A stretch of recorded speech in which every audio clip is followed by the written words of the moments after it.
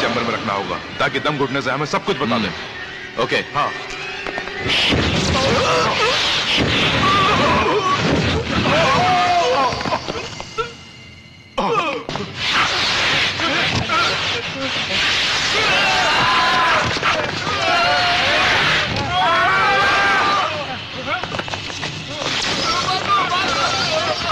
What an amazing force! कहीं ये भी उस बॉक्स की ही ताकत तो नहीं? नहीं, हमारे देश में देवी देवता ही नहीं, भूत प्रेत भी होते हैं। ये भी ऐसा ही कुछ है। एक शैतान के पुजारी को मैं बुलाता हूं। आत्मा,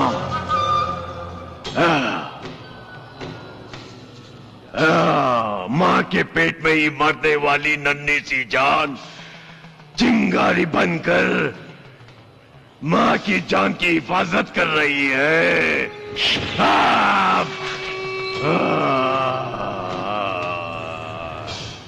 मैं अब अपनी ताकत दिखाता हूं। उस आत्मा का खात्मा करो।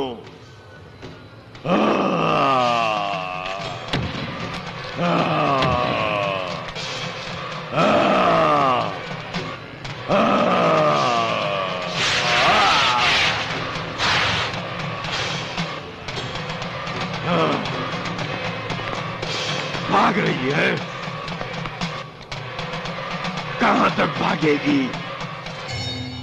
ओम ह्रीम क्रीम। भगा दो उसे, भगा दो। मैं तुम लोगों को मुक्ति दे दूंगा।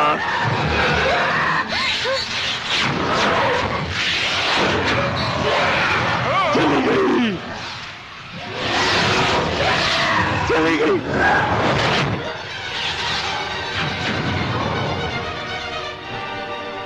चली गई,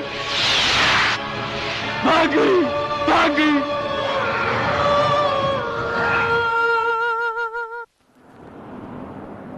इस तरह मैं अपनी माँ से अलग हो गई। उस दुष्ट तांत्रिक के कारण मैं माँ के पास जा भी नहीं सकती।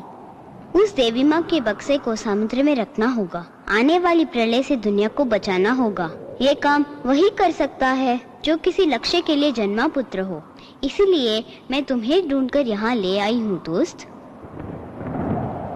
तुम्हारे जन्म के बारे में तुम नहीं जानते। सारे नवग्रह जब एक दिशा में थे, उस अवसर पर आदिशक्ति के लग्न में श्री कृष्ण का जन्म नक्षत्र रोहिणी जब जगत में प्रचलित हो रहा था, तब एक अभागिन ने देवी माँ के मंदिर में तुम्हें जन्म देकर अपना दम तोड़ दिया था। वह ब्रह्म मुहूर्त था, इसलिए अनाथ बनकर इस धरती पे जन्म लेने वाले तुम देवी माँ के चरणों में पलकर देवी पुत्र बन गए हो। इसी कारण मैं आत्मा हूँ, फिर भी तुम मुझे देख रहे हो।